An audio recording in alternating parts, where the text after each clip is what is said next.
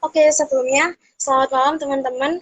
Perkenalkan, aku Tiara Umu Sulaim dari Public Speaker-nya Anufas tadi, yang hari ini akan jadi moderator bareng Kak Aldi yang akan membahas live Instagram tentang bedah jurusan psikologi nih. Nah, sebelum kita, aduh agak grogi nih Kak. Hai, nggak apa-apa. Nah, Santai aja, sebelum santai. kita ngomong lebih lanjut dan bahas-bahas nih tentang jurusan psikologi bareng Kak Aldi, aku mau kasih spoiler dikit nih tentang Kak Aldi. Kak Aldi ini salah satu mahasiswa yang sekarang semester 7 di salah satu universitas terbaik di Indonesia, ya nggak sih Kak? Amin. Mungkin untuk lebih detailnya boleh nih Kak Aldi perkenalkan diri terlebih dahulu, biar teman-teman juga kenal kan Kak. Karena kalau kata pepatah tuh tak kenal maka tak sayang, boleh nih Kak Aldi perkenalan Eh, terlebih dahulu. oke. Halo semuanya, selamat malam. Perkenalkan, namaku Aldi Zulkarnain Alamsyah. Tapi panggilnya Aldi aja, nggak usah bingung sama nama panjang. Saat ini aku lagi kuliah di Fakultas Psikologi Universitas Airlangga. Ya, sekarang semester 7. Terus apalagi nih? Perkenalannya terus. Sehari-harinya ya seperti mahasiswa pada umumnya, kuliah, belajar, terus juga aktif di organisasi, ikut organisasi dan juga ikut salah satu wedding organizer di Surabaya seperti itu. Wah, keren banget nih Kak Aldi. Oke, mungkin biar nggak nunggu lama-lama lagi nih Kak. Aku mau mulai nanya-nanya nih Kak Aldi. Kak Aldi Boleh. tuh ambil jurusan psikologi nih Kak. Sebelumnya nih, sebelum masuk jurusan psikologi pasti kan ada pertimbangan masuk jurusan tersebut. Kenapa sih Kak Aldi ambil jurusan psikologi? Kenapa nggak yang lain gitu Kak? Kan psikologi sendiri juga setahu aku mayoritas yang ambil jurusannya tuh cewek. Kenapa Kak Aldi mau ambil psikologi nih Kak? Oke. Kenapa aku mau masuk psikologi gitu ya? Eh, Pada dasarnya aku tuh orangnya emang sebenarnya suka untuk berinteraksi ya, gitu kalau aku gitu. Interaksinya entah dalam bentuk maya, sosial media, atau mungkin ngobrol atau bercerita bareng temen atau apa kayak gitu. Nah, pada saat berinteraksi itu biasanya itu ada suatu aja pembahasan suatu statement atau problem entah atau apa yang dibahas ketika aku berinteraksi. Nah, di ketika problem itu dibahas, biasanya kita menuntut untuk katakanlah kita bercerita suatu masalah A ya, kita harus kita kadang tuh cerita nih gimana sih untuk menyelesaikan masalah A itu, entah ini secara peer to peer aja ya, secara teman sebaya aja. Nah, ketika itu kadang tuh aku menemukan suatu keunikan gitu loh, dimana karena apa namanya, kadang itu kita tuh aku tuh jadi tertarik ketika oh ternyata aku bisa menyelesaikan suatu problem ini nih kayak gitu, oh ternyata eh asik ya berinteraksi dengan orang lain itu. Kenapa ya orang tuh kenapa bisa berperilaku seperti ini kayak gitu. Misalkan temanku yang aku ajak cerita ini, aduh si A ini ya sukanya gini aja, berperilakunya tuh sukanya kayak gini aja. Nah, itu aku juga penasaran, kenapa ya orang-orang perilakunya tuh kayak gitu. Nah, alhasil aku menemukan aku merasa ilmu psikologi itu akan sangat menarik ketika aku mempelajari karena itu adalah ilmu sehari-hari kayak gitu. Begitu dia.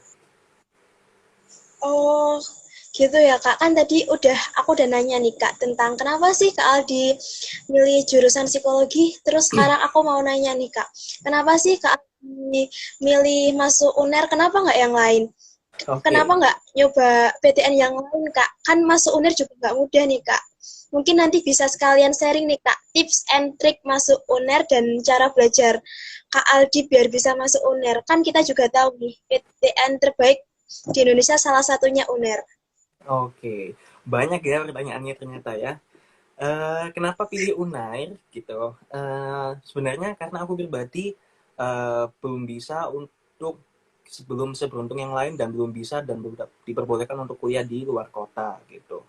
Nah, lalu aku juga merasa untuk Unair bukanlah apa ya? Menurutku Unair pun juga bukan universitas yang biasa aja kayak gitu, juga nggak mudah untuk bisa masuk seperti yang tadi Tiara bilang itu tadi.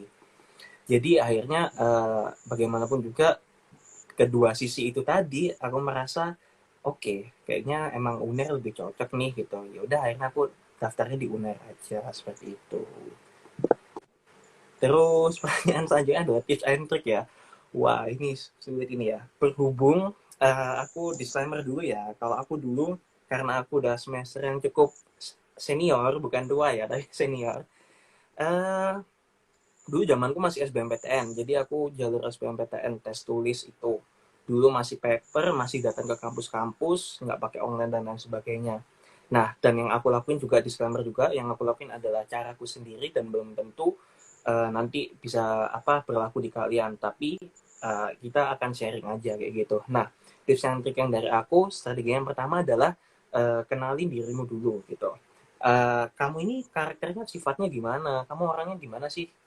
Jelekmu itu kadang tuh kita menilai diri sendiri nggak sih? Percaya nggak percaya ya? Eh, aku ini orangnya gimana ya? Misalkan pakai contoh diriku sendiri deh gitu. Aduh, Aldi ini orangnya gengsian deh gitu. Nah, terus jeleknya ada gengsian atau marahan atau apa, tapi positifnya adalah Aldi ini orangnya pekerja keras atau apa gitu. Itu based on my judgment ya, jadi penilaian diriku sendiri. Nah, aku merasa itu emang benar gitu.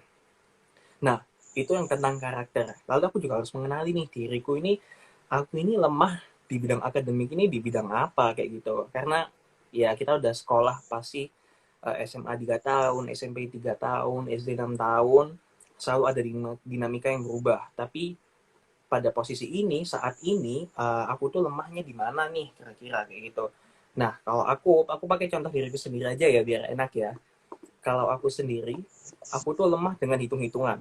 Jujur nih, dengan hitung-hitungan tuh aku sangat-sangat anti. Jadi kalau dulu SMA itu udah matematika wajib, matematika minat, apalagi wah itu give up aku udah ya. Aduh. Nah, aku orangnya seperti itu. Jadi aku emang nggak bisa matematika gitu. Hitung-hitungan apapun jenisnya, pokoknya hitung-hitungan kecuali hitung uang ya. Kalau itu beda lagi.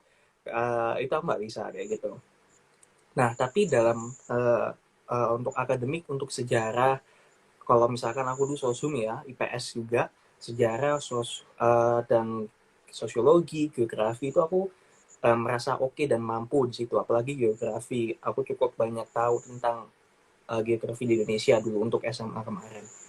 Dan di situ aku sadar, oke, aku nggak bisa matematika, ekonomi juga hitung-hitungan, aku juga payah nih dalam hitung-hitungan ya. Jadi aku menemukan bahwa aku mengenali diriku, aku lemah dengan hitung-hitungan. Itu yang pertama, kenali dirimu. Yang kedua, kenali lingkunganmu. Nah, ini nih, kita tuh hidup tuh kadang tuh suka di lingkungan orang-orang yang biasanya itu menuntutmu untuk menjadi seperti sesuatu, padahal kamu belum tentu bisa seperti itu. Kadang tuh orang menuntut, kamu harus seperti ini deh. Aku berbicara luas ya, bukan hanya mungkin tetangga atau apa, tapi mungkin kadang juga orang tua menuntut kita seperti apa gitu kan. Nah, nggak salah, tapi perlu kamu pikirkan lagi, kamu cerna kembali, teman-teman cerna kembali, apakah tuntutan dari lingkunganmu ini relevan nggak dengan dirimu? Cocok nggak? Misalkan kamu disuruh jadi akuntan, lah aku nggak bisa hitung-hitungan kok dituntut menjadi akuntan, ya nggak tentu dong, ini pilihanku sendiri, ngapain juga aku harus menuruti apa kata orang, itu juga nggak benar ya. Nah, ketika kamu udah kenali dirimu, kenali lingkunganmu, maka mulailah kamu susun strategimu. Katakanlah kalau kamu tadi tanya, gimana nih masuk PTN Unair misalkan ya, karena aku lakukan untuk SBMPTN ya, aku ngenali nih medan perangku seperti apa, aku mulai susun strategi, katakanlah apa ya dulu namanya, mungkin kalau namanya udah ganti maaf ya karena udah beda era juga kayaknya ini ya. Dulu misalkan ada tes TPA, numerik, terus apa bla bla bla bla apa. Nah, terus TKD apa sosial dan lain sebagainya itu aku bagi waktunya, aku kerjain gitu.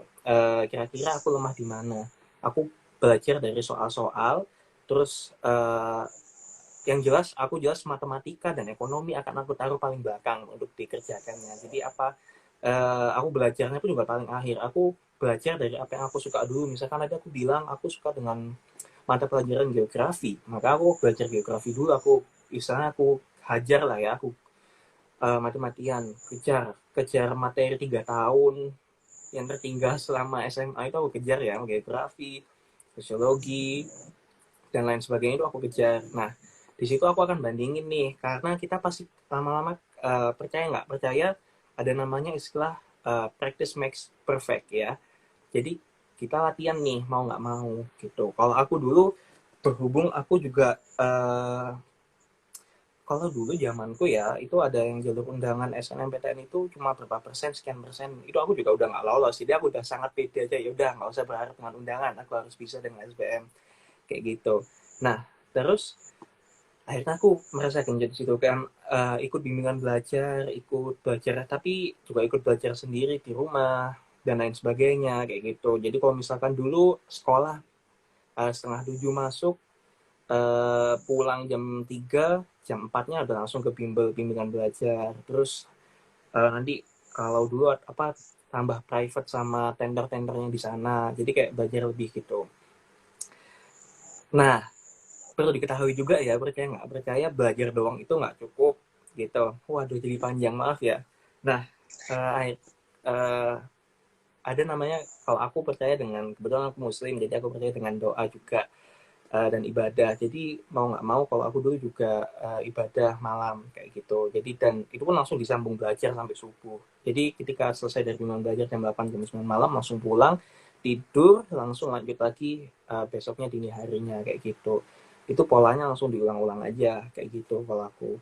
Dan kalau emang fokusnya ingin masuk dan punya tujuan, maka kamu harus mau bekerja keras, mau capek. Itu sih mungkin kalau tips and trik dari aku. Panjang ya.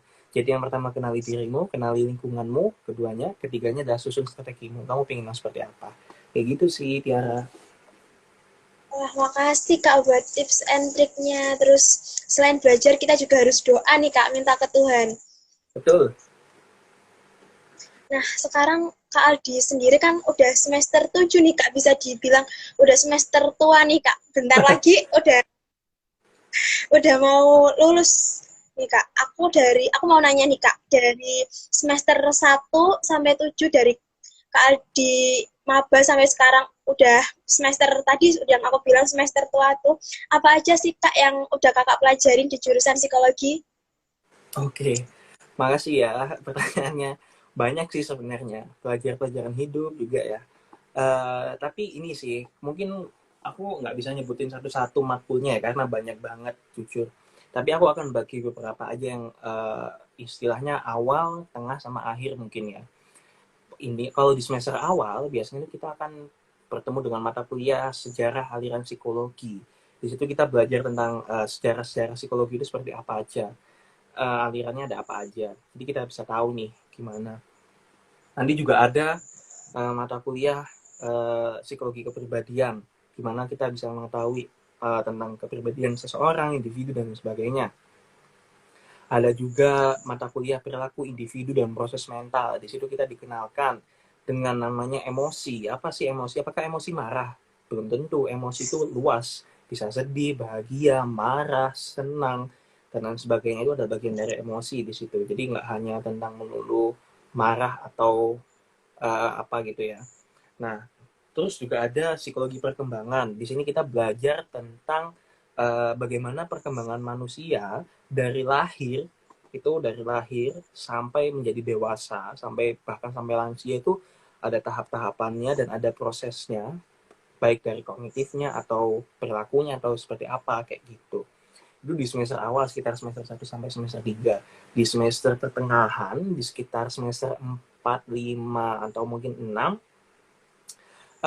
di situ kita udah mulai mengenal namanya asesmen dan intervensi. Oke, agak berat ya bahasanya mungkin.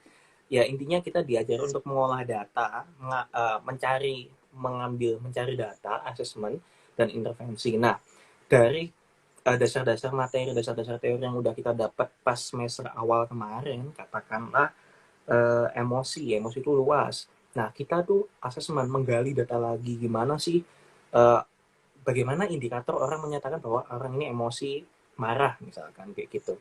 Nah, asesmen ini kemudian nggak berhenti di situ aja. Jadi kita udah mengetahui, oke, dia ini marah. Marah terus juga tidak baik, kita intervensi juga gimana caranya agar marah ini nggak terus-terusan nih kayak gitu, biar bisa lebih direduksi atau intinya dikendalikan kembali kayak gitu. Nah, asesmen dan intervensi ini juga berlaku untuk anak dan remaja, dewasa, komunitas seperti itu. Nah, di semester pertengahan ini juga itu kita juga mulai dikenalkan sama ini sih, apa, peminatan-peminatan yang ada di psikologi. Biasanya kan kalau jurusan lain itu juga ada biasanya ya, fokus konsentrasinya istilahnya kayak gitu. Eh, ada nih kayak psikologi klinis, psikologi industri dan organisasi, psikologi sosial, psikologi pendidikan dan perkembangan. Sebenarnya ada banyak, tapi aku akan menceritakan yang di UNER aja ya, karena aku tahunya di UNER nih, belum kuliah di tempat lain. Jadi doakan aja kalau misalkan bisa kesampaian kuliah di tempat lain, mungkin wawasanku bisa bertambah lagi. Nah, namun juga di UNER sendiri sekarang dari konsentrasi minat-minat psikologi tadi itu juga terpecah menjadi beberapa kelompok kajian. Sekarang sih istilahnya kalau di psikologi UNER itu terpecahnya jadi kelompok kajian istilahnya, bukan peminatan lagi. Jadi kayak ada, kalau misalkan tadi sebelumnya ada psikologi pendidikan dan perkembangan, itu udah berubah menjadi kelompok kajiannya terpecah menjadi 14 nih, agak banyak ya, nggak hafal maaf ya. Jadi ada kayak psikologi kesehatan, terus psikologi pendidikan dan perkembangan anak usia dini, terus kalau industri organisasinya ada kepemimpinan dan perilaku kerja, pengembangan dan perubahan organisasi, gender dan anak, kognisi sosial, banyak pokoknya ada kelompok kajiannya. Nah, di situ kita mulai dikenalkan sampai semester 6 itu. Nah, selain itu juga, karena seperti yang aku bilang tadi, asesmen menggali data, artinya kita nggak berhenti di situ doang. Sebelum diintervensi kita juga mengolah datanya. Di situ juga mulai kita dikenalkan dengan ilmu-ilmu penelitian. Sama sih seperti jurusan lain, harusnya kuantitatif, kualitatif, kayak gitu metode penelitian ya. Dan ada juga statistika di situ salah satunya. Jadi apalagi jadi mungkin uh, yang masuk psikologi pingin nggak menghindari hitung-hitungan, sepertinya nggak juga. Di sini juga ada hitung-hitungannya. Tapi hitung-hitungannya sebatas statistika, ya lumayan pusing lah kayak gitu. Jadi aku dulu juga kena prank sih sebenarnya. Aduh, psikologi ini enak nih, bebas matematika. Ternyata nggak juga. Ada hitung-hitungannya juga. Ya, tapi seiring bertambahnya waktu pasti kita bisa belajar kok kalau kita mau kayak gitu. Nah, itu ada di semester pertengahannya, sekitar semester 4 sampai 6, 5, 6 lah gitu. Nah, di semester 7 ke atas seperti yang aku sekarang ini, biasanya kita udah mulai fokus sama konsentrasi yang kita ambil. Yang berarti adalah kelompok kajiannya. Misalkan nih tadi aku sebutin ada kepemimpinan dan perilaku kerja, terus psikologi pendidikan dan perkembangan anak usia dini. Aduh, panjang banget. Intinya kayak gitu-gitu tuh kelompok kajian. Nah, di situ aku mulai konsentrasi. Nah, kalau aku sendiri kebetulan ngambil konsentrasinya psikologi industri organisasi ya. Jadi fokusku dengan individu dengan organisasinya seperti itu.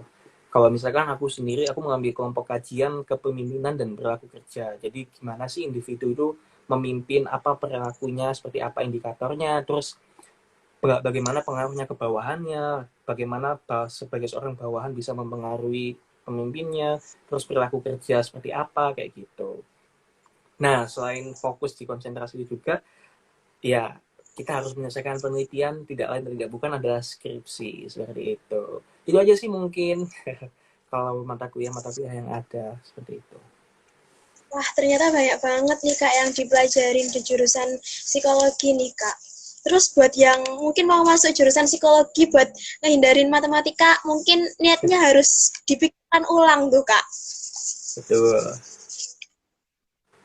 Terus dari semua mata kuliah itu maaf. Dari semua mata kuliah itu ada nggak sih Kak mata kuliah terfavoritnya Kak Aldi? Terus Waduh. kenapa Kak Aldi sama mata kuliah tersebut Kak? Aduh, ngeri ya ini. Mata kuliah yang aku suka ya mungkin ya. Aduh, udah lupa tapi aku suka ini sih, sejarah aliran psikologi yang awal-awal kemarin, sama ini sih karena konsentrasiku di psikologi industri, jadi aku suka sama psikologi industri dan organisasi yang aku suka ya. Jadi kamu tanya sama yang nggak disuka juga ya? Betul nggak? Iya, Kak, yang nggak disuka apa nih Kak? Kalau Ah, tadi kan yang disuka, kalau nggak disuka. kalau yang nggak disuka, gini sih, disclaimer ya, nggak sukanya bukan berarti ini jelek atau apa ya, tapi memang akunya yang tidak mampu di situ ya. Jadi aku nggak, kurang bisa cocok untuk di psikopatologi sama psikologi perkembangan. Intinya yang berhubungan dengan perkembangan manusia itu bagiku itu sulit kayak gitu. begitu. Terus itu tadi kan mata kuliah yang nggak disuka nih sama Kak Aldi. Itu nggak sukanya karena sulit, karena nggak bisa, atau karena gimana nih Kak? Ya sulit bagi saya, bagiku nggak, bagi sulit, aku juga nggak bisa gitu ya. Jadi nah, Pasti mungkin waktu kelas mata kuliahnya tuh Kak Aldi bosen atau gimana-gimana. Gimana sih cara Kak uh Aldi ya? gimana gimana ulangi, sorry. Gimana cara Kak Aldi ngatasin mata kuliah yang nggak Kak Aldi suka nih Kak? Nah ini kita sebenarnya sih ya ya pada akhirnya juga sebenarnya aku sampai sekarang mungkin ya juga kurang suka ya. Tapi aku sih ngandalin ini sih sama teman-teman yang aku kelompok, istilahnya teman sebaya aku yang satu jurusan. Jadi kita kayak sharing gitu, misalkan belajar bareng dan lain sebagainya. Ya walaupun aku sebenarnya paling malas untuk belajar, tapi aku sadar bahwa belajar itu juga penting, apalagi menjelang ujian ya gitu. Ya setidaknya kita belajar lah. Temanku ini suka, favoritnya dia di perkembangan. Nah aku sukanya di psikologi industri organisasi. Ada lagi nih temanku bisanya cuma di psikologi kesehatan mental misalkan. Nah kita akhirnya ngumpul nih jadi satu geng nih, kita belajar, oh iya tebak-tebakan kayak gini dan lain sebagainya, kayak gitu sih. Oh, gitu ya Kak, saling sharing gitu mungkin Kak. Betul. Nah, tadi aku dengar dari Kak Aldi bahas sedikit tentang psikologi peminatan, dan aku juga pernah baca nih Kak, ada suatu artikel di media sosial, psikologi peminatan itu ada 4 jenis kalau nggak salah. Mungkin Kak Aldi boleh jelasin dikit nggak sih Kak? Oke. Um, untuk di UNAIR, iya 4 jenis, tapi tidak menutup kemungkinan di beberapa fakultas dan universitas lain berubah. Jadi aku akan sebutin yang ada di UNAIR aja ya. Yang pertama, psikologi klinis. Itu fokusnya dengan kesehatan mental klinis ya, namanya juga klinis pasti tahu lah ya. Terus psikologi industri dan organisasi, seperti aku yang sekarang aku ambil, itu fokusnya biasanya individu dengan organisasinya, terus intinya perubahan-perubahan dinamika organisasi seperti itu. Terus ada juga yang ketiga, psikologi sosial. Psikologi sosial ini biasanya seperti ini nih, agak tabu mungkin ya di Indonesia, istilah dengan LGBT, terus yang seperti seperti itu tuh juga ada hubungannya dengan psikologi sosial, bagaimana juga pengaruhnya terhadap masyarakat, stigma masyarakat terhadap itu juga dipelajari dalam psikologi sosial. Terus ada juga psikologi pendidikan dan perkembangan. Ini asik nih sebenarnya, walaupun aku nggak bisa, tapi sebenarnya itu asik dan penting. Karena gini, di psikologi pendidikan dan perkembangan, istilah pendidikan itu nggak akan pernah mati, percaya nggak percaya ya. Kapanpun, umur berapapun, pendidikan itu akan selalu berjalan. Nah, di sini, kalau misalnya kita sebagai mahasiswa psikologi yang mengerti pendidikan dan perkembangan secara psikologi, yang nanti kita bisa mengatur mendidik anak kita nanti, istilahnya kalau kita udah berkeluarga nih, kita bisa mendidik anak kita nih dengan cara yang tepat. Karena jujur aja, bukan menjudge atau gimana, kadang itu ya kadang aku bukan menjudge orang tua ya, tapi kadang itu dalam beberapa waktu memang cara yang dilakukan orang tua itu kadang itu masih kurang relevan, masih disamakan dengan zaman dulu, entah mungkin dengan fisik atau apa gitu. Padahal di era sekarang itu fisik bukanlah salah satu hal yang paling utama di sini, tapi kita yang penting mengerti bagaimana proses tumbuh dan kembang dari seorang anak agar bisa menjadi lebih baik lagi seperti itu. Nah, tambahan juga, sorry, dari keempat psikologi, penilaian psikologi tadi itu juga kalau di UNAR sendiri sekarang udah terpecah ya istilahnya, aku ulangin kembali, jadi kelompok kajian kayak gitu. Ada beberapa kelompok kajian yang ada di UNAR, ada 14. Jujur nggak hafal kalau sampai satu ya, kalau kalau aku boleh ngepek dulu ya nggak apa-apa ya, tapi karena itu agak banyak gitu. Intinya ada seperti yang aku sebut tadi, psikologi pendidikan anak usia dini, terus inklusi, terus psikologi kesehatan, industri organisasi, dan lain sebagainya. Kayak gitu, Tiara. Wah, terus lewat peminatan psikologi tadi, apa aja sih Kak prospek kerja lulusan S1 psikologi? Oke, menarik ini ya. Kamu kalau butuh jawaban sederhana, teman-teman kalau butuh jawaban sederhana, seperti ini. Selama ada manusia, jurusan psikologi akan bisa masuk apapun pekerjaannya selama ada manusia gitu, karena ya itu tadi, psikologi mempelajari tentang manusia, entah pendidikan anaknya sejak dini atau perkembangan manusia, atau psikologi industrinya dan organisasinya di perusahaan, entah itu XR dan lain sebagainya, atau psikologi sosial, itu peneliti-peneliti sosial, kalau misalkan biasanya pengamat-pengamat, oh ini demo seperti ini dan sebagainya, itu psikologi sosial. Terus psikologi klinis, apalagi ya, psikolog dan lain sebagainya. Jadi prospek pekerjaan lulusan sarjana psikologi itu sangat luas, sama ada manusia, itu akan selalu bisa. Apalagi kamu, apa namanya, apa ya tadi aku bilang apa ya sampai lupa. Apalagi intinya kamu ingin belajar dan mau mencoba akan selalu ada jalannya kok. Dan ini tadi aku baca komen ini ya, aku lihat kayaknya Vibi tadi, ini Vibi ini biasanya guru BK doang. No, jadi bahkan guru BK pun kadang juga bukan lulusan psikologi, nggak tentu dari psikologi kayak gitu ya. Jadi ya mungkin karena ada peminatan psikologi pendidikan dan perkembangan tadi, makanya bisa jadi guru BK dan lain sebagainya. Tapi nggak hanya sampai di situ aja kok, masih luas kayak gitu. Terjawab? Terjawab, Kak. Bener banget nih tadi yang dibilang Kak Bibi. Karena kebanyakan orang tuh taunya cuma bisa jadi guru BK nih, Kak, yang S1 tuh. Ternyata banyak banget ya prospek kerja dari jurusan psikologi. Betul, setuju.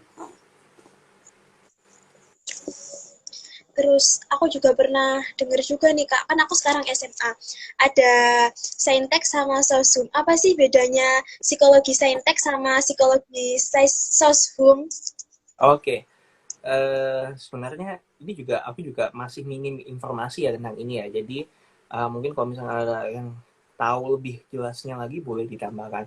Cuma apa yang aku tahu kalau saintek itu biasanya fokusnya ke ini sih klinis ya. Tadi aku sempat sebut ada psikologi klinis. Nah biasanya kalau yang saintek ini memang untuk selama masa studinya itu lebih fokus ke klinis neurologi dan sebagainya.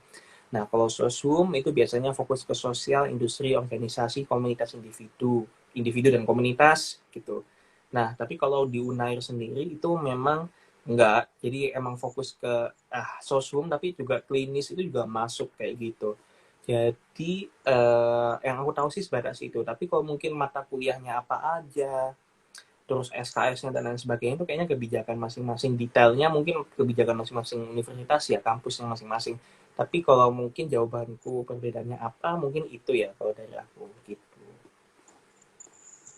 Oke, Kak, makasih buat jawabannya. Iya, Terus aku sama. juga apa pas kita masuk ke jurusan psikologi, pas kita jadi maba itu kita udah belajar tentang anxiety, insecurity, sama mental health problem nih, Kak. Apa masih belum nih, Kak? Apa baru-baru semester tua kayak Kak Aldi nih? Aduh, bisa nggak sebutnya jangan tua, senior gitu ya? Oke, Senior, oke, Kak. ya. Gini, anxiety, insecure, dan mental health problem lainnya itu sebenarnya sangat luas ya.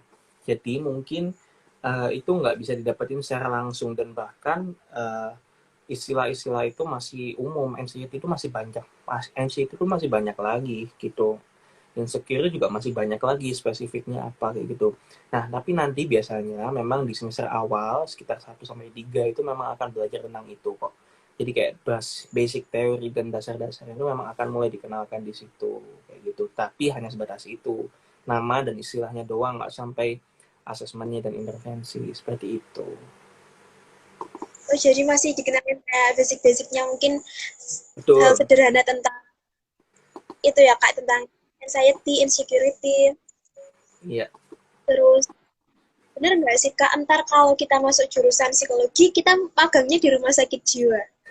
Kan mungkin ada yang mau masuk jurusan psikologi, tapi takut ntar karena Aduh. denger-denger ntar magangnya di rumah sakit jiwa, takut ketemu orang gila gitu, Kak.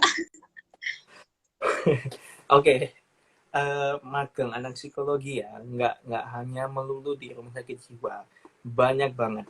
Uh, Seperti yang udah dibilang ya, prospek psikologi itu akan selalu ada selama ada manusia di dalamnya kayak gitu. Kalau ada manusia, Pak, aku yakin sih ilmu psikologimu itu pasti akan bisa dipakai kayak gitu. Jadi kalau misalkan nih aku cerita sedikit ya, kalau aku kebetulan juga sambil bekerja ya, jadi nggak hanya kuliah, aku kerjanya di wedding organizer Ayo, di mana hubungannya sama psikologi kayak gitu kan? Nah, tapi di situ juga ada nih ilmu-ilmu kayak sosialnya dan lain sebagainya, interaksinya bagaimana yang baik dan benar kayak gitu. Terus kalau misalkan di psikologi Unair sendiri misalkan ya, psikologi Unair itu ada unit terapan untuk magang itu ada untuk psikologi pendidikan tadi itu ada biasanya untuk tes TPA dan lain sebagainya itu ada jurusan IPS apa IPA itu dulu itu ada bisa magang di sana. Terus misalkan ini kalau aku sebut industri dan organisasi ya biasanya perusahaan-perusahaan itu rekrutmen pasti membutuhkan anak-anak yang biasanya bisa alat tes minimal, memahami atau bisa mengadministrasikan alat tes psikologi karena itu diperlukan kayak gitu dan lain sebagainya masih banyak banget banyak banget kalau kayak kita aku sebutin satu-satu kayaknya sampai besok subuh ya kayaknya kita ini gitu. Terus next nih Kak, aku mau nanya nih Kak Aldi selaku mahasiswa jurusan psikologi, apa sih bedanya psikolog sama psikiater dari sisi pekerjaan atau mungkin dari sisi tingkat sarjananya nih Kak?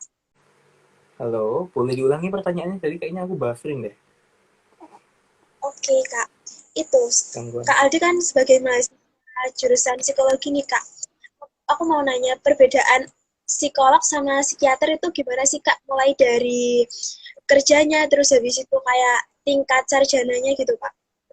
Mungkin kan banyak orang yang masih Oke, bingung nih tentang psikolog dan psikiater. oke, oke. Oke, aku akan berbicara sebatas ya. Kita konsepnya kan sharing ya di sini ya. Jadi apa yang aku ketahui juga cukup mungkin juga masih dasar dan mungkin akan bisa dilengkapi lagi.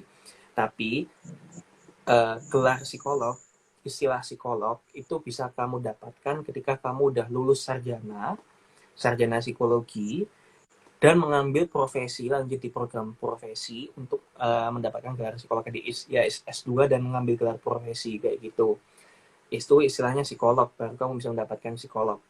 Nah terus bidang pekerjaan psikologi yang biasanya berhubungan dengan uh, fokusnya itu kalau psikolog itu biasanya psikoterapi sosial, tes IQ, tes minat bakat, tes kepribadian dan lain sebagainya itu psikolog kayak gitu ya. Nah psikiater setahu ini psikiater ini dia tuh bagian dari kedokteran, jadi harus menyelesaikan pendidikan kedokteran terlebih dahulu, terus baru mengambil spesialisasi kejiwaan, baru keluarlah istilah psikiater tadi. Makanya psikiater itu biasanya kalau nggak salah bagian dari spesialisasi dari ilmu kedokteran. Tapi memang aku memang itu mirip-mirip kayak gitu. Nah, psikiatri sendiri biasanya itu diagnosisnya terhadap kesehatan mental tuh jauh lebih dalam, istilahnya udah lebih spesifik dan lebih rumit lagi. Biasanya kayak bipolar, skizofrenia. Nah, yang membedakan lagi dengan psikolog dengan psikiater itu biasanya psikiater itu bisa memberikan resep dan terapi obat-obatan. Nah, ini garis bawahnya. Kalau misalkan tadi psikolog itu dengan terapi perilaku, psikoterapi, psikososial dan lain sebagainya. Nah, psikiater ini bisa memberikan resep dan terapi obat-obatan karena dia background-nya tadi sudah jelas ya, background-nya kedokteran kayak gitu. Intinya pemeriksaan medisnya itu bisa stimulasi otak atau pemeriksaan laboratorium lagi jauh lebih dalam kayak gitu. Sampai sini terjawab? Wah, terjawab banget nih Kak. Jadi kalau psikiater bisa kayak ngasih obat-obatan gitu ya Kak, sedangkan psikolog nggak bisa. Ya ada batasan lah intinya ya kayak gitu. Oke Kak, makasih. Terus untuk lulusan S1 jurusan psikologi tuh udah bisa langsung jadi psikolog belum sih Kak? Atau yang tadi kita bahas, atau cuma bisa jadi guru BK? Nah ini seperti yang aku tadi bilang istilah profesi psikolog itu harus diambil lagi lanjut S2 dan ambil profesi ya. Jadi lulusan S1 nggak bisa langsung jadi psikolog. Ada kode etiknya dan emang ada batasannya. Kalau misalkan semua lulusan S1 bisa jadi psikolog terlalu banyak, sedangkan ilmu maksudnya terlalu banyak manusia yang bisa jadi psikolog, sedangkan ilmunya itu sangat nggak sesimpel itu kayak gitu. Jadi jawabannya ketika lulusan S1 psikologi apakah bisa disebut sebagai psikolog? Enggak, karena harus lanjut S2 dan mengambil profesi terlebih dahulu. Nah, terus apakah hanya menjadi guru BK saja? Enggak juga, karena ya tadi sama yang kayak aku bilang, selama ada manusia di situ psikologi bisa masuk. Entah kamu jadi HRD perusahaan mungkin kayak gitu, atau trainer atau speaker motivator kayak gitu kan, karena kamu tahu konsep perkembangan motivasi dan emosi dipelajari di psikologi di semester awal bahkan. Terus mungkin kamu mau jadi bisnis juga bisa, kamu menggabungkan psikologi organisasi dengan psikologi sosial, kamu membangun relasimu dan lain sebagainya, terus kamu bikin bisnis dan lain sebagainya, itu bisa kayak gitu.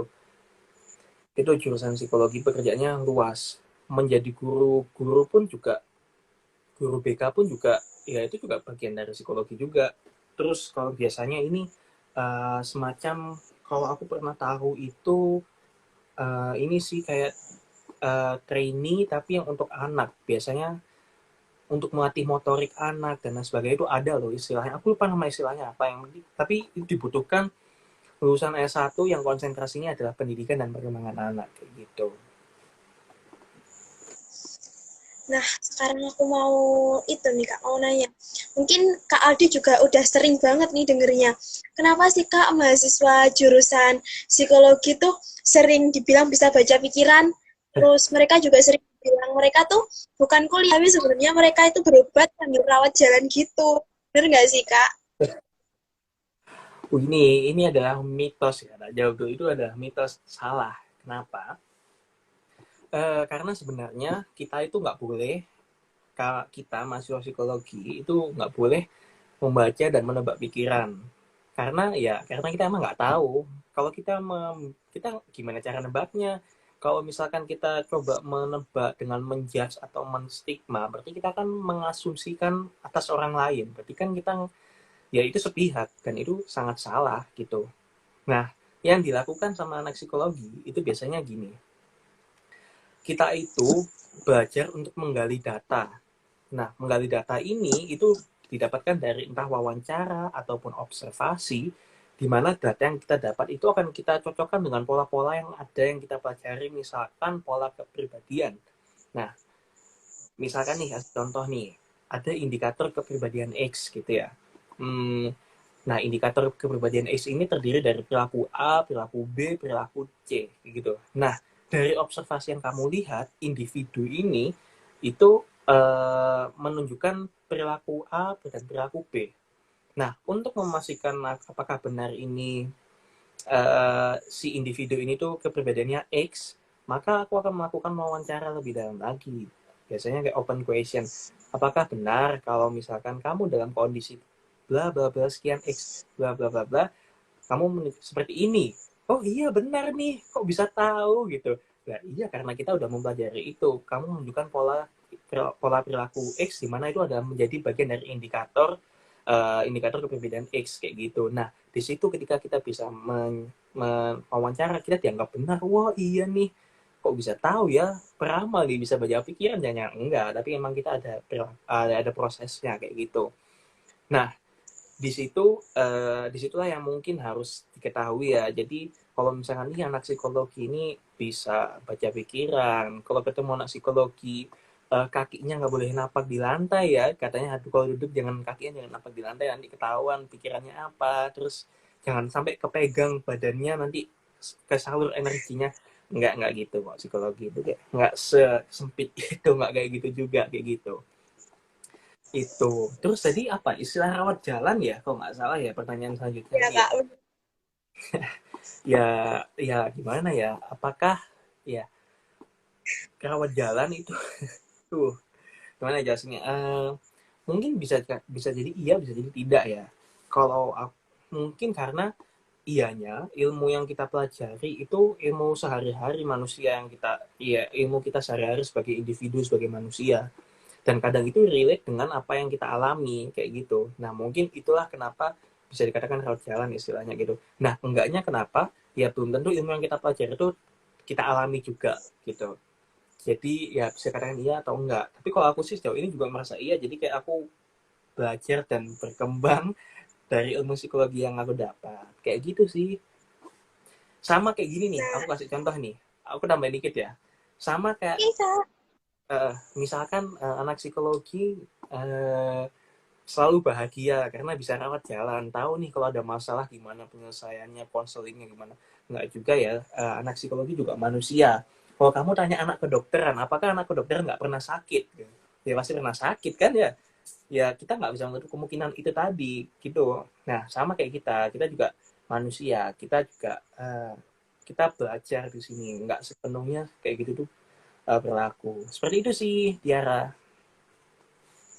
Wah, thanks banget nih. Tadi kan aku udah nanya-nanya banyak banget ke Kak Aldi. Mungkin teman-teman yang mau nanya boleh banget ya di kolom Boleh, boleh, asik. Q&A pojok kanan bawah. Aku mau cek dulu nih pertanyaannya.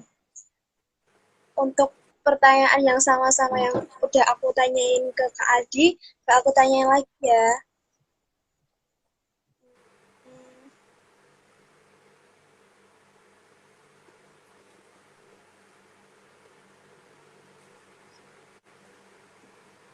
Ini nih Kak. Kak, kalau psikologi SMA-nya ambil jurusan apa? Gimana nih maksudnya nih? Maksudnya aku dulu SMA-nya jurusannya apa gitu ya? Ya, mungkin gitu nih Oh, Kak. oh. Aku Terus dulu jurusannya ya. gimana Iya, Kak? ya, gimana Tiara? Iya, tadi kamu mau lanjutin dulu Dulu, itu nggak apa-apa. Sorry apa? Putus-putus. dulu Kak Aldi SMA jurusan apa nih Kak? Oh, oke, okay. Jurusannya aku IPS. IIS ya kalau dulu namanya ilmu sosial, tapi ya IPS lah. Gitu. Terus buat anak IPA, bisa nggak sih Kak masuk jurusan psikologi kira-kira? Ya aku akan menjawab bisa sih gitu, karena uh, kan juga biasanya juga ilmu-ilmunya karena itu sih psikologi itu sebenarnya antara IPA dan IPS juga, dikatakan IPS juga nggak juga ada klinis-klinisnya, dia ada dikatakan IPA juga nggak juga karena ada ini sosum-sosumnya kayak misalkan psikologi sosial dengan pendidikan dan perkembangan kayak gitu. Jadi masih bisa kok kalau anak IPA SMA-nya yang IPA ngambil jurusannya psikologi itu masih bisa kayak gitu. Nah ini banget, ini nih Kak ada pertanyaan yang hampir sama-sama kayak tadi. Apa tuh? Kalau dari IPA ke psikologi itu harus banget ke saintek ya. Kalau ke sosum harus gimana nih maksudnya? Kalau dari IPA ke psikologi, kak, ya gimana? Mungkin maksudnya Harus linjur. Kalau ke Sasum harus linjur Kak. kalau kalau iya, kalau setahu aku ya, ini kayaknya tergantung dari masing-masing universitas yang kamu ambil ya dan tiap tahunnya juga mungkin akan ada perubahan. Tapi kalau iya kamu dulu IPA dan kamu ingin masuk ke psikologi UNAI, setahu kamu harus lintas jurusan untuk apa sekarang TPA, TKDA, apa sih namanya? Kalau aku dulu SBMPTN, aku nggak tahu kalau sekarang namanya apa kayak gitu. Tapi iya harus lintas jurusan.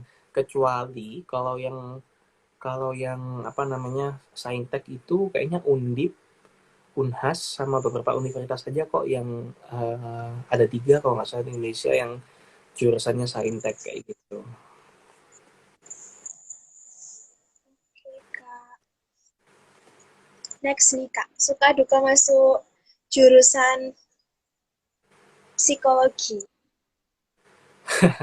Aduh, sukanya apa ya? Banyak ceweknya. Wah ini apa ya? Mungkin nggak bercanda. Suka dukanya masuk psikologi. Kalau sukanya, ternyata asik loh. Apa namanya? Kita tuh bisa mempelajari apa yang kita lakukan sehari-hari kayak gitu. Maksudnya misalkan nih, aku cenderung tiap paginya untuk suka suka untuk berolahraga. Kenapa nih misalnya? Karena aku ada motivasi, aku ingin menerapkan gaya hidup sehat. Aku ingin dilihat kalau secara itu secara klinisnya, secara sosialnya aku ingin dilihat atletis misalkan ya, katakanlah. Aku pengen enak, good looking, enak dipandang oleh orang-orang kayak gitu. Dan itu yang aku pelajari sehari kenapa kayak gitu. Relate banget lah intinya. Nah, dukanya mungkin ini ya, lulusnya susah ya. Bagiku lulusnya susah gitu. Oke, next. ini nih Kak, ada yang nanya, mungkin udah jadi mahasiswa juga nih Kak. Mungkin sekalian nanti bisa dikasih pesan nih buat yang merasa salah jurusan masuk jurusan psikologi. Oke. Eh, oke, stres itu ini luas ya. Ini bahasanya mungkin agak sedikit ini ya. Ini kayaknya anak psikologi nih yang tanya ini. Soalnya gimana caranya ngilangin stres gara-gara mata kuliah psikologi pengukuran gitu. Sedangkan ini emang mata kuliahnya salah satu mata kuliah di kita sih. Oke, aku akan mengeneralkan aja ya. Jadi gimana caranya ngilangin stres gitu ya. Kembali sih pada dasarnya kamu harus mengenali dirimu gitu. Uh, Kamu biasanya stresnya karena apa nih? Kalau misalkan aku berbicara dengan contoh diriku sendiri ya. Uh, aku stres karena aku banyak tekanan atau pressure misalkan. Tuntutanku tinggi gitu. Nah, itu istilahnya ada stressor di mana aku ketika banyak stressor atau yang bikin aku stres tadi banyak masuk menimpaku, itu aku akan mudah menjadi stres gitu. Nah, biasanya ada namanya coping stress. Coping stress itu untuk mengurangi stresmu, mereduksi, melawan, bukan menghilangkan ya, tapi mereduksi stresor-stresor itu tadi. Jadi biasanya nih, apa coping stress itu? Apa yang kamu suka? Gitu. Kalau misalkan kamu tadi karena kamu banyak tuntutan, itu nggak kamu suka, jadi karena kamu stres, sekarang kamu juga pikirin apa yang kamu suka. Misalkan nih, aku sukanya olahraga, makan, sama main game. Nah, jadi ketika aku banyak tuntutan, ketika aku merasa sedang banyak tekanan atau stres, aku akan melakukan tiga salah satu atau mungkin ketiganya, entah main game, makan, dan lain sebagainya. Kayak gitu. Nah, itu untuk mengurangi. Tadi itu kamu harus mengenali gitu. Dan setiap orang biasanya tuh coping stressnya itu beda-beda gitu. Ada yang mungkin dengan menulis puisi, ada yang menulis biografi, ada yang main musik, ada yang yoga, atau ada yang mungkin ini tiktokan gitu ya. Jadi banyak lah caranya kayak gitu. Itu mungkin yang harus kamu ini. Dan ingat juga sih penting untuk mengerti bahwa eh, padahal sebenarnya itu yang mengalami, kamu tuh juga manusia, wajar kok ketika kamu banyak tuntutan, mengalami stres dan pressure yang sangat tinggi, itu juga wajar. Setiap manusia itu pasti akan ada proses itu gitu, dan percayalah bahwa kamu bisa melewati itu, kayak gitu sih. Kasih Kak buat jawabannya. Mungkin karena keterbatasan waktu dan beberapa pertanyaan tadi juga udah aku tanyain ke Kak Aldi. Mungkin sekarang yang belum ada pertanyaan dan apabila nanti ada pertanyaan tentang jurusan psikologi, boleh nggak sih Kak nanya ke Kak Aldi via DM? Boleh, boleh, boleh. Nanti aku taruh username Instagramnya Kak Aldi ya teman-teman, dan jangan lupa di follow. Buat teman-teman nanti juga jangan lupa screenshot keseruan live Instagram hari ini ya. Halo Oke, halo, Kak, maaf tadi tadi ke swipe jadinya hilang, keluar dari live-nya, maaf maaf. aku tulis sambil aku kasih username Instagramnya Kak Aldi. Boleh nggak nih aku minta pesan dan kesan Kak Aldi sebagai mahasiswa psikologi saat belajar psikologi di kampus nih Kak. Oke, saat belajar psikologi di kampus ya, namanya kamu untuk belajar, artinya percaya nggak percaya, belajar itu bukanlah hal yang mudah gitu, apalagi bagi kaum-kaum yang seperti aku ini, yang hidupnya bangun tidur hanya buka Instagram dan TikTok gitu ya, dan YouTube, yang males banget untuk belajar. Sebenarnya percayalah, belajar itu penting dan tidak mengenal waktu. Semangat aja dalam belajarnya, nikmatin aja dulu prosesnya, karena aku yakin sebenarnya belajar itu nggak akan pernah sia-sia kok, bahwa suatu saat kamu bisa jadi mendapatkan manfaat dari apa yang kamu pelajari kayak gitu. Dan itu bukan hanya harus psikologi, bisa apapun konteksnya pasti bisa kok, kayak gitu sih Tiara. Nah, terus tadi kan aku juga baca komen nih, Kak. Sebelum Kakak join, banyak banget yang mau masuk jurusan psikologi. Boleh dong, Kak, kasih pesan atau semangat buat mereka yang pejuang jurusan psikologi nih, Kak? Oke, sama sih sebenarnya ya. Semangat aja belajar, nikmatin prosesnya aja. Dan yang paling penting sebenarnya kamu juga harus belajar-belajar dan jangan lupa untuk berdoa juga ya, beribadah. Dan ini juga penting adalah ketika ternyata kamu gagal, ingatlah kegagalan itu bukanlah segalanya. Kalau misalnya kamu belum bisa diterima di psikologi, ya maka mungkin bisa jadi dua hal. Mungkin kamu bukan di sini tempatnya, atau mungkin kamu masih kurang keras atau kurang giat berusahanya, kayak gitu. Jadi opsinya adalah tinggal kamu coba aja. Kamu mau coba lagi ya silahkan, kayak gitu, belajar lagi aja, nggak ada salahnya juga. Belajar juga nggak akan menjelekkan atau merugikan kok, kayak gitu. Nah, terus yang terakhir nih, Kak, pesan buat yang udah masuk jurusan psikologi, tapi masuknya tuh mungkin karena permintaan orang tua, atau karena yang lain, jadi masuknya nggak karena diri sendiri nih, Kak. Gimana sih, Kak, biar mereka tuh kuat gitu? Terutama kan kayak Kak Aldi yang sekarang udah semester senior nih, kasih semangat atau yang lain gitu, Kak, biar mereka kuat jalaninnya. Oke, ya sebenarnya pilihannya adalah gini sih. Seperti yang aku bilang di awal tadi, tips and triknya tentang kamu harus mengenali dirimu terlebih dahulu, kayak gitu. Uh, Kamu apakah cocok? Kamu kira-kira kamu bisa nggak ya di sini, kayak gitu? Kamu kurang di apa? Bagusnya di apa, kayak gitu. Setelah kenali diri, kamu juga harus kenali lingkunganmu. Kamu kira-kira lingkunganmu orangnya seperti apa? Mendukung nggak di tempat yang seperti ini, kayak gitu. Nah, kalau memang dari awal, mendingan kalau sebenarnya sih, kalau misalkan sudah terlanjur ya struggle, ya aku rasa apapun jurusannya itu nggak ada yang mudah ya. Pasti nggak ada yang mudah gitu. Jadi, kamu harus mengenali juga, kalau kamu emang dari awalnya itu dari sini, ya maka lanjutkanlah, berjuanglah. Kamu coba cari ini deh, motivasi, support dari teman-temannya, atau mungkin kamu belajar dari referensi di YouTube, cerita-cerita orang-orang, atau yang kayak gini, live IG, sharing-sharing kayak gini, kayak gitu. Dan intinya, kamu harus tetap melanjutkan apa yang telah kamu mulai, kayak gitu. Nah, kalau misalkan ternyata itu emang karena pilihan orang tua dan lain sebagainya, coba kamu pikirkan kembali awalnya kenapa kamu bisa masuk seperti ini, apa alasannya, kayak gitu. Apakah ada sesuatu atau enggak.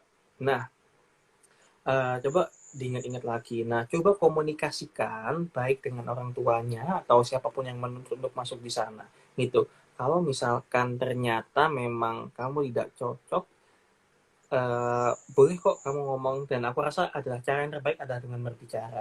Kalau misalkan ternyata mungkin ya ini terlalu otoriter, atau mungkin powernya terlalu kuat yang dilawan ini, boleh kok hadirkan orang ketiga, misalkan keluarga atau yang lain, atau mungkin kalau emang nggak perlu, emang nggak ada keluarga lagi atau yang bisa didatangkan lagi, datang aja ketemu psikolog aja juga nggak apa-apa. Psikolog tuh sekarang tuh banyak di mana-mana gitu. Dan datang ke psikolog, ingat ya stigma ini, datang ke psikolog bukan berarti gila, gitu ya. Jadi nggak usah malu. Kadang itu kita tuh punya gengsi gitu loh, untuk bercerita dan mau ini mencari solusinya, kayak gitu. Dan menurutku dengan kamu datang ke psikolog itu akan dibantu untuk menyelesaikan apa yang problem apa yang kamu miliki, kayak gitu sih. Itu dari aku. Semangat sih buat teman-temannya semuanya. Semoga apa namanya, pilihanmu adalah pilihan yang terbaik. Percayalah, Tuhan itu mempunyai skenario yang terbaik untuk umat-umatnya. Itu sih dari aku. Terima kasih. Wah, terima kasih banyak, Kak Aldi. Karena keterbatasan waktu, sebelumnya aku mau ngucapin terima kasih banyak ke Kak Aldi yang udah nyempetin waktunya buat sharing bareng, buat bahas tentang jurusan psikologi nih. Dan aku doain semoga di semester seniornya Kak Aldi nih, kuliahnya lancar, terus Amin. skripsinya juga lancar. Amin. Terima kasih Allah. Terusnya bener lagi. Semangat ya, Kak. Ya, terima kasih juga Diara. Terima kasih teman-teman Anufa Studi. Semangat ya. Semangat semuanya. Semangat pejuang Terus, PTN, PTS. Kalian pasti bisa. terus selain ke Kak Aldi, aku juga ngucapin terima kasih banyak buat Anuvers yang udah join live malam ini. Terima kasih banyak. Mungkin sebelum kita akhiri live Instagram hari ini, mungkin Kak Aldi ada yang mau disampaikan? Apa ya, tadi udah banyak ya. Mungkin ini sih semangat aja teman-teman, ininya.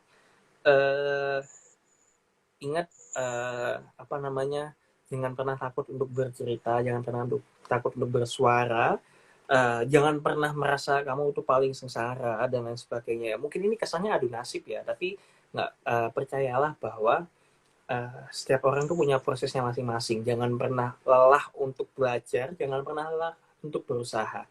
Gitu sih dari aku.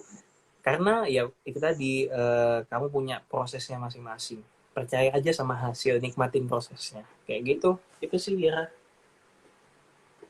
Oke, makasih banyak Aldi buat sedikit kata-kata penyemangatnya. Dan aku juga mau ngingetin lagi nih buat teman-teman, kalian boleh banget screenshot live Instagram hari ini dan juga bagikan di Instastory dan jangan lupa tag Instagram Kak Aldi selaku narasumber, Instagram Anfas tadi dan juga Instagram aku selaku moderator dan juga aku mau ngasih tahu nih, bedah jurusan akan jadi salah satu rutin Anufa Studi, jadi kalian tunggu beda jurusan bareng Anufa lagi di next event. Makasih Kak Aldi, makasih teman-teman. Terima kasih juga. Makasih semuanya. Semangat, semangat, semangat. Pamit ya. Makasih Kak. Oke. Iya, makasih Kak Aldi.